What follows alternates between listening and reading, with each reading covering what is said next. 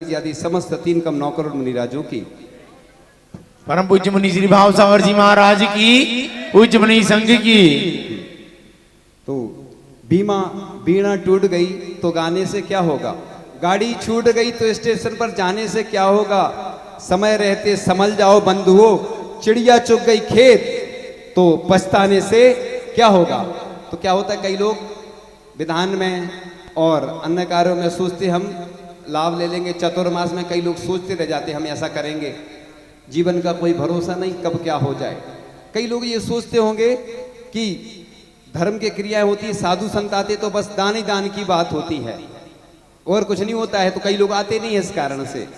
लेकिन मैं कहता हूं बड़े भाग्यशाली, सौभाग्यशाली, महापुण्यशाली ऐसे होते हैं जो धार्मिक क्रियाओं में लाभ लेते हैं, भाग लेते हैं, और कुछ लोग तो भाग लेते हैं। तो भाग वही लेते हैं जिनका पुण्य होता है।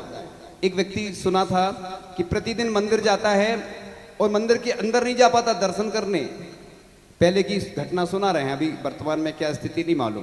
एक व्यक्ति प्रतिदिन सौधर्मेंद्र जैसा बन के और स्वर्ण के आभूषण पहन के प्रतिदिन अभिषेक करता है।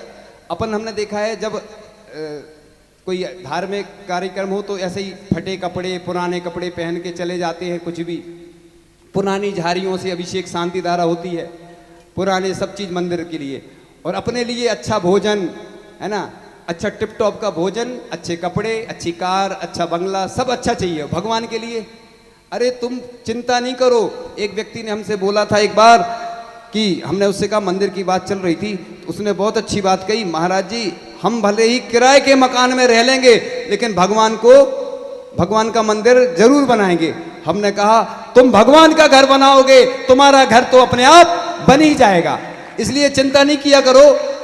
एक बार गोटे गांव में कमल की व्यवस्था नहीं हो पा रही थी, हमने कह दिया उन लोगों से चिंता नहीं करो, भगवान की व्यवस्था हो जाएगी बस। और दोपहर में देखा तो एक दूसरे भगवान का कमल था जो, और वो फ्री हो गया, उसको उस पर मूल नायक भगवान को विराजमान कर दिया गया।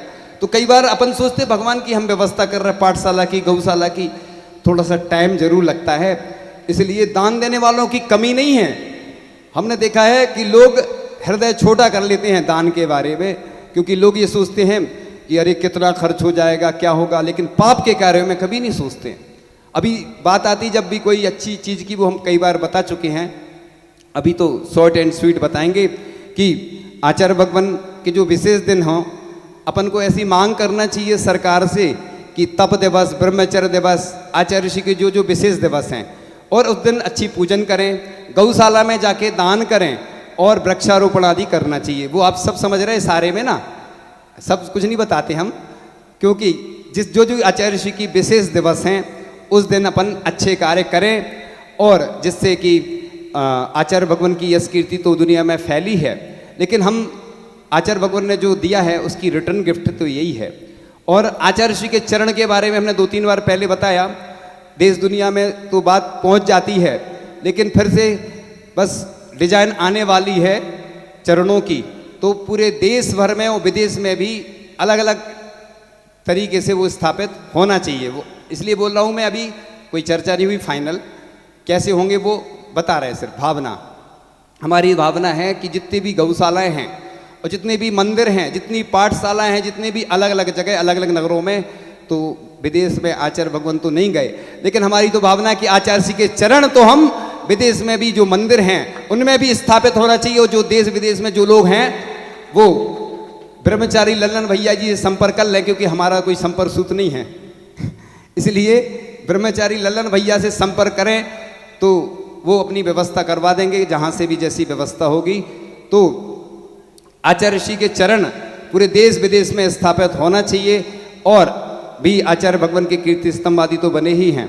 इसी प्रकार से यहाँ पे समोसरण जो बने हैं वो दुनिया का सोनागिर को छोड़ के ऐसा पहला स्थान है, पहला मंदिर है जहाँ पे एक साथ 24 भगवान के समोसरण बने हैं। एक गिनीज वर्ल्ड रिकॉर्ड वाली बात है।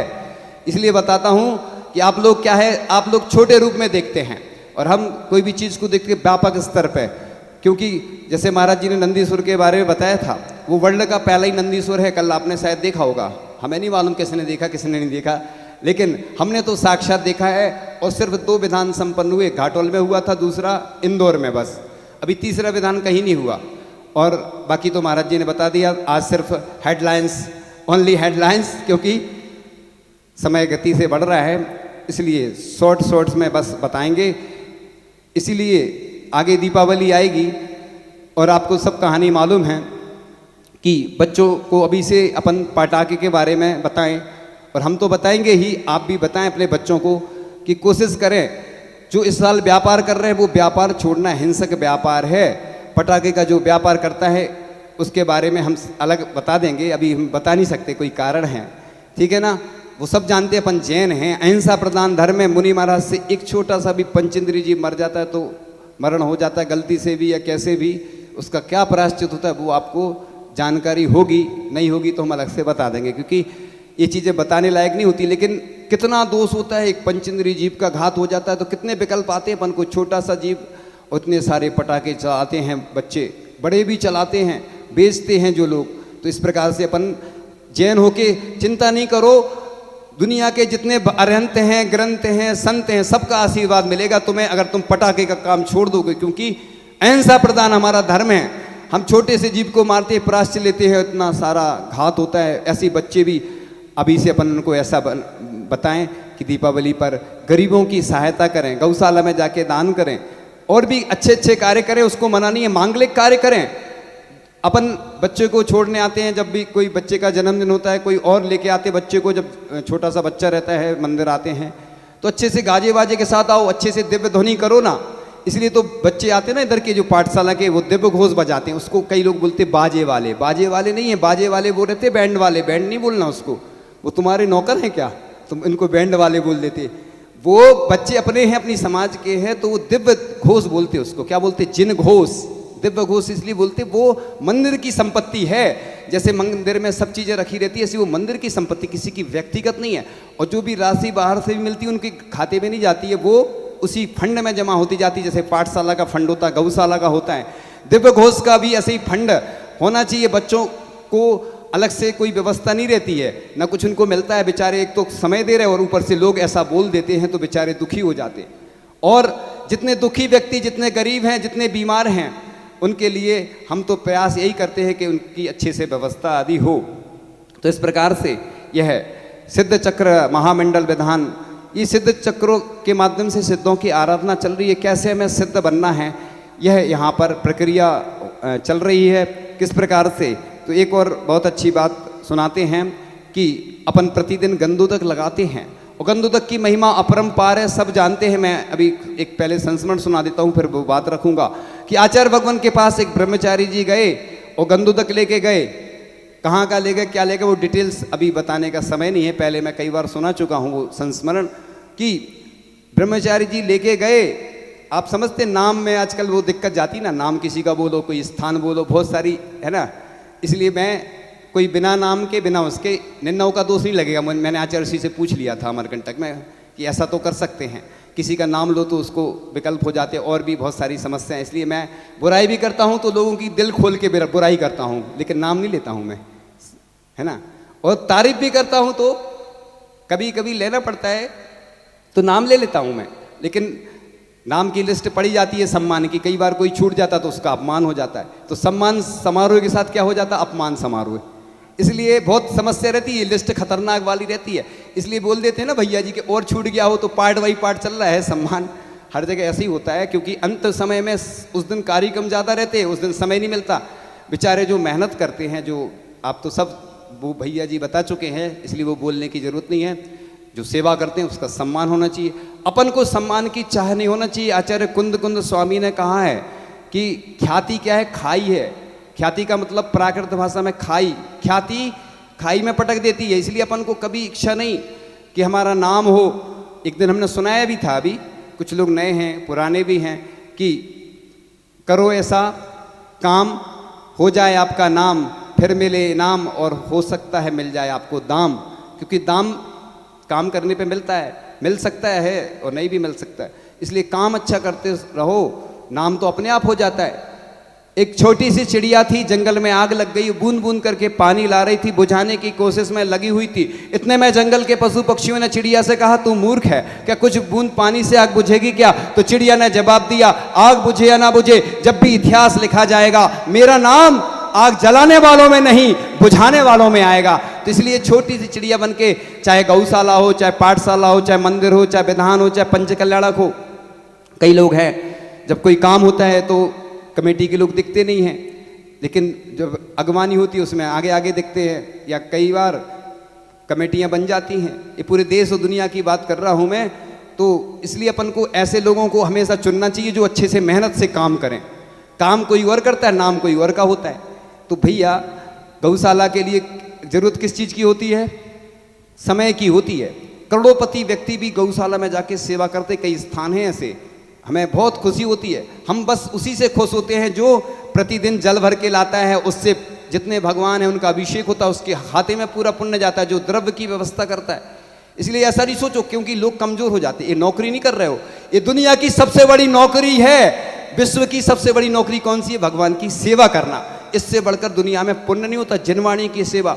आज हम जब ग्रंथ पढ़ते हैं तो कई गलतियां निकलती हैं। भक्तांबर पढ़ो, भक्तांबर स्तोत्र, जिन सहस्रनाम, कल्याण मंत्र स्तोत्र, तो आज किसी से बोलो तो वो करते ही नहीं काम की, इसमें कोई काम करना है, करेक्शन करना है, ताम्रपत्र पर उत्कीर्ण होना है, तो लोग आते ही नहीं आगे। मैं कहता हूँ इस ऐसे लोगों को जो जिनवाणी की सेवा करते हैं अलग से ग्रुप बनाना चाहिए ऐसे, और सेवा करने वालों का सम्मान करना चाहिए कि भैया उनने कितना बड़ा काम किया। मैं भी जब ब्रह्मचारी था, मैं अकेला पूरी जिनवाणी की सेवा करता था, भैयावृत्ति करता था, इतनी करता था कि मैं पसीना पसीना हो जाता था, लेकिन मेरा सीना 56 इंच का हो जाता था कि मुझे दुनिया का सबसे बड़ा सौभाग्य मिल रहा है। इधर तो अपन राशि में शास्त्रार्पण करते हैं दिखाने के लिए, इतने सारे लोग देख रहे हैं, उधर तो कोई नहीं दिख रहा, उधर कोई कैमरा नहीं लगा कमरे में। कमरा और कैमरा दो चीजें होती ना, कैमरे का जमाना है, लोगों को ये लगता है हमारी सब जगह प्रसिद्धि हो जाए। तुम काम अच्छे करोगे, गौशाला में जिनवाणी की सेवा करोगे, पाठशाला में, अन्य संस्थाओं में, मंदिर के कार्य करोगे, वो स्वयं अपने आप में सेवा है। और जैसे एक शिल्पी रहता है, मंदिर बनाता है, जैसे जैसे मंदिर बढ़ता जाता है ना, वैसे वैसे शिल्पी भी ऊपर बढ़ता जाता। मानस स्तंभ का अभिषेक प्रति वर्ष होना चाहिए, क्योंकि लोग आलस बसात नहीं करते। एक नियम होना चाहिए कि हर साल एक तिथि निश्चित करके, या है ना, क्योंकि व्यवस्था सब हो जाती। और भगवान की प्रतिमाओं को जो भी व्यवस्था आदि करता है, अभिषेक करता है, वह पुण्यशाली होता है। लोग सोचते हो कि मैं ही करूं बस। भोजन रोज करते कि नहीं करते? दान तो प्रतिदिन का लिखा है, आप लोग भूल गए। पुराने जमाने को भूल जाओ, अब तो नया जमाना आ चुका है।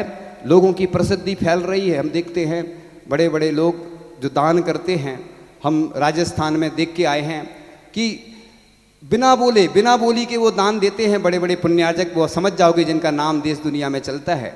और हमने देखा कि उन्होंने जैसे ही प्रथम अभिषेक किया तो बोली कुछ नहीं, उनने घोषणा ही कर दी सीधी।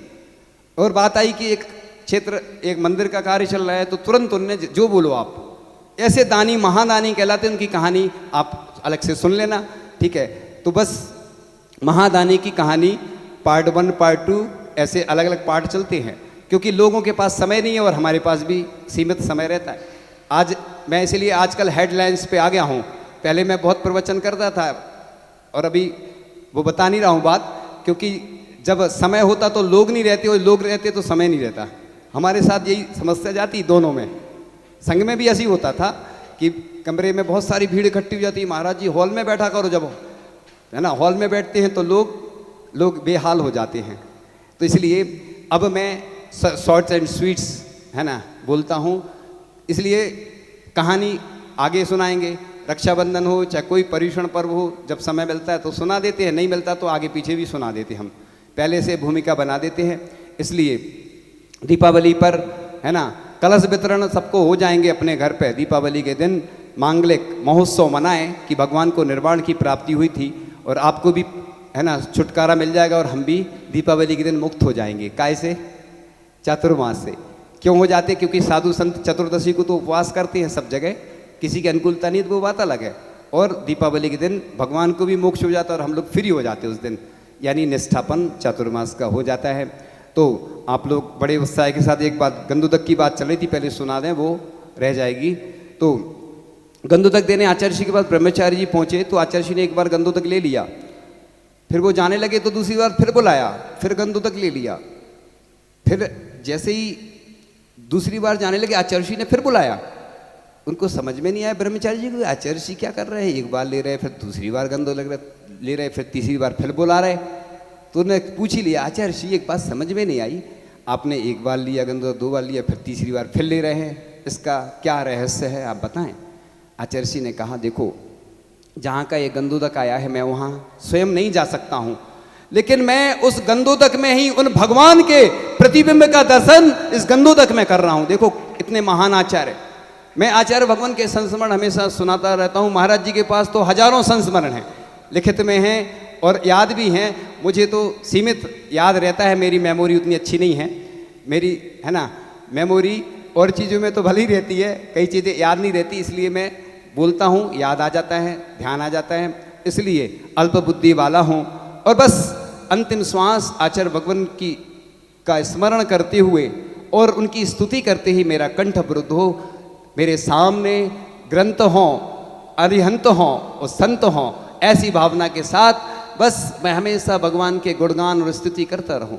ऐसे आचार्य भगवान ने तो हमारे लिए बहुत कुछ दिया है, हम उनका क्या कर सकते। तो गृहस्थ अपने हिसाब से जब भी आचार्य श्री के विशेष दिन आए अच्छे से सब काम अच्छे से करो, ठीक है ना।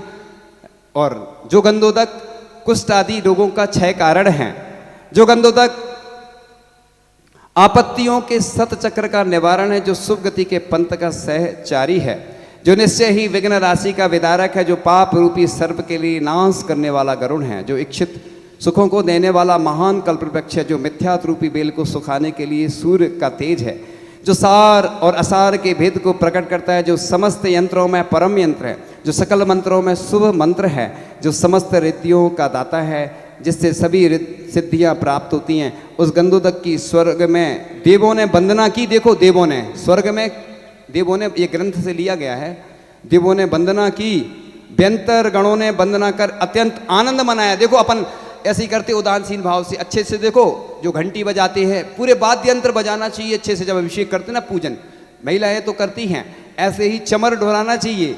32 यंत्र जो रहते ना वो चमर ढुराते हैं हर मंदिर में, ऐसी व्यवस्था होगी, खाली हाथ नहीं करना पड़े। और अष्टप्राति और अष्टमंगल द्रव्य तो भगवान की शोभा होती है, हर वेदी पे होना ही चाहिए। और भगवान से प्रतिदिन ऐसी प्रार्थना करना चाहिए। अभी हमने बताई थी ना आप लोगों को जब लोग नहीं आए थे, मैं प्रतिदिन भावना यही करता हूँ, हे भगवान आपकी रत्नमयी स्वर्णमयी सुंदर सुंदर प्रतिमाएं बनवाऊं, सुंदर जिनालय बनवाऊं, सुंदर सुंदर अष्टप्राति और अष्टमंगल द्रव्य सुंदर वेदी बना के आपको विराजमान करूं, और ऐसे ही छत्र चमर अर्पण करता रहूं। वरांग चरित्र में एक उल्लेख आता है, राजा वरांग घर से आता है शुद्धि के वस्त्र पहन के, और अष्टमंगल द्रव्य अष्ट प्रातिहार प्रदर्शित करते हुए पूजन करता है, घर से द्रव्य लाता है। इसलिए अपन को मंदिर की इस्तेमाल नहीं करना चाहिए, द्रव्य करते हैं तो उसकी राशि देना चाहिए। पूरे देश में एक बहुत खराब व्यवस्था है, लोग साल में कुछ राशि देते हैं, निर्माल का दोष लगता है। अपन तो चाहे घर से लाओ, कुछ नहीं दो मंदिर को, जो तुम्हें देना देना, घर से लाओ, द्रव्य धोके भी ला सकते, कुएं की व्यवस्था है शुद्ध। तो पूजन में द्रव्य में कोई दिक्कत नहीं है, क्योंकि मंदिर से शुद्ध वस्त्र में धोके वो ला सकते हैं। अभिषेक का जल घर से नहीं लाते, वो मंदिर की व्यवस्था, क्योंकि भगवान के ऊपर अभिषेक होना, पूजन द्रव्य भगवान को नहीं चढ़ाना, इसलिए कर सकते हैं। ये अगर शुद्ध जैसी मंदिर जैसी व्यवस्था है तो घर से लाएं, नहीं तो इधर धोएं। और लोग शांति धारा में तो देते हैं राशि, या साल भर में कुछ राशि देते हैं। और एक जो मंदिर के जो व्यवस्था आदि करते हैं उनको स्नान करके ही घर से आना चाहिए। पूरे देश में ऐसी व्यवस्था होना चाहिए कि मंदिरों में, जो समझ गए ना आप लोग, जो काम करने वाले हैं, अपन उनसे बोलो कि आप स्नान करके ही मंदिर में प्रवेश करो। गृहस्थों के लिए साफ मना है, देव सास गुरु को स्पर्श नहीं करना चाहिए। जिनवाणी स्पर्श करते हैं घर में, या वो भी कोशिश करें माला आदि का कि अपन स्नान करें। गृहस्थों के लिए ब्रह्मचारी सदा शुचि, ब्रह्मचारियों के लिए नहीं है नियम ये, ब्रह्मचारी सदा शुचि। ऐसा कातंत्र रूपमाला में एक श्लोक आता है, आचार्य ऋषि के मुख से हमने वो पढ़ा है, सुना है और याद है कि ब्रह्मचारी सदा शुचि, ठीक है ना। तो इस प्रकार से आनंद मनाया। मध्यलोक में मनुष्य वर्ण ने वंदना की, पाताल में नागेंद्रों ने वंदना की, वह गंधोदक धुलता हुआ जहां जहां गया वहां वहां तुरंत उसकी वंदना की गई। और पूरे देश के लिए एक बहुत अच्छी बात बताना चाहता हूं कि 2 कलश होना चाहिए हर घर में, एक गंधोदक के लिए, एक जल के लिए। लोग गंधोदक तो लाते, हमारे पास जल लाते नहीं है। 2 कलश रखो, है ना, हर घर में, वो पॉजिटिव एनर्जी देंगे वो कलश, और हम मांगलिक होंगे। और हर घर के व्यक्ति को तुम गंधोदक दो, क्योंकि प्रतिमा को हर कोई नहीं छू सकता, मंदिर में हर कोई नहीं आ सकता, लेकिन गंधोदक तो वो जैसे महाप्रसाद है। लोग बोलते हैं आहार होते, लोग प्रसाद बोलते हैं। तो अपने यहाँ जैन दर्शन के हिसाब से, जैन धर्म में अपन उसको क्षुधा औषधि बोले हैं ना, क्षुधा औषधि, क्षुधा की औषधि है ना, सुधार कर लें। जैन धर्म के हिसाब से बता रहा हूँ मैं, आप सब समझते हैं, मैं ऐसी कोई बात नहीं बोलता हूँ, समझ रहे ना आप लोग। जिससे अपन सुधार करके करें तो गंधोदक सबको दें, घर में जो बीमार हैं वो भी गंधोदक लगाएं। तो इस प्रकार से ये बात कही है। तो इस प्रकार से अपन लोग जैसे पटाखे आदि का त्याग करवाएं, रावण आदि के दहन में कोशिश करें कि अपन लोग उसमें शामिल नहीं हों, क्योंकि वो काय का कार्य है, वो हम नहीं बताएंगे, आप सब जानते हो ना। डिटेल्स में हम आगे बता देंगे। अभी चूँकि बस राम आराध्य भी हैं और आराधना भी। सिद्ध प्रभु मेरे प्रभुवर का नाम राम, हे प्रभुवर तुम्हें प्रणाम। ऐसे सिद्ध प्रभु राम आराध्य भी हैं और आराधना भी, राम साध्य भी हैं और साधना भी, राम धारणा भी हैं और धर्म भी, राम कारण भी हैं और कर्म भी, राम पूर्व भी हैं और युग भी हैं और पल भी, राम आज भी हैं और कल भी हैं। और राम पहले गृहस्थ थे, संत थे, अरहंत थे, और राम आदि हैं और अनंत हैं। इस प्रकार से राम सिद्ध प्रभु राम भगवान के चरणों में नमोस्तु करते हुए यही भावना करते हैं कि बस कुछ पंक्तियां कहकर विराम लेते हैं। एक नन्ही सी चींटी ने मुझे सिखा दिया, हिम्मत और हौसले का रास्ता दिखा दिया। राह में कई रोड़े और अड़चने आएंगी, यह जिंदगी भी तुझे बहुत रुलाएगी। सब कुछ त्याग कर जो सपनों की ओर चलता है, उसे अपनी मंजिल का रास्ता सदा मिलता है। कभी मायूसी हाथ लगे तो रोना मत, अधूरे सपने छोड़कर कभी सोना मत। तो ये आचार्य भगवान हमारे चले गए, लेकिन अब हमारा कर्तव्य है कि आचार्य भगवान नहीं है, लेकिन उनके जो कार्य हैं हम सबको मिलकर के उनको पूर्ण करना है। और जो हमने बात कही है ना, इस प्रकार से महाराज जी ने बताया था। ताम्र पत्र पर द्रव्य संग्रह, रत्नकंड साहब का आचार्य स्तुति भक्तामर आदि ग्रंथ उत्कीर्ण हो रहे हैं। ताड़पत्र पे भी महाराज जी ने आचार्य श्री का सबसे अंत का ग्रंथ था, जो भी विमोचन हुआ था आचार्य पदार्पण दिवस पे, ताड़पत्र पे हुआ था। वो कौन सा ग्रंथ था? वो ताड़पत्र पे जो धीवरोदय। तो ताड़पत्र 2000 वर्ष तक सुरक्षित रहते हैं, इसलिए क्योंकि ये कागज तो कितनी उम्र रहती कागज की, नष्ट हो जाता है, 100-200 वर्ष जितने वर्ष चलता हो। लेकिन ताम्रपत्र हर मंदिर में, चाहे एक ग्रंथ हो हर मंदिर में, ज़्यादा नहीं हो, पूरे देश में, विदेश में भी हमने यहाँ से लोग ले गए, विदेश में भी ग्रंथ विराजमान किए। आचार्य भगवान की पुण्य स्मृति में ऐसे आयोजन होना चाहिए, ग्रंथ विराजमान होना चाहिए। इसके बारे में आगे चर्चा करेंगे। इन्हीं भावनाओं के साथ परम पूजाचार्य भगवान गुरुदेव श्री ईश्वर विद्यासागर जी महामुनिराज की, परम पूजाचार्य श्री ईश्वर समय सागर जी महामुनिराज की जय। परम पूज्य मुनि संघ की जय। पूज्य मुनि श्री अनंत साई महाराज का दिव्य देशना प्रारंभ उससे पूर्व में सूचना सुन लें आप।